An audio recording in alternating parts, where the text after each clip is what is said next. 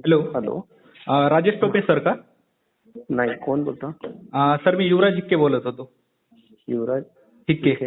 हां. कुठून बोलताय? सर परभणीहून बोलत होतो. काय सांगायचं? सर ते आरोग्य सेवक भरतीविषयी सरांना एकदा बोलायचं होतं. आपण कोण बोलतात कळू शकेल का सर? काय सांगायचं? फोन ऑफिसला आलेला आहे. फोन काय ऑफिस. सांगायचं?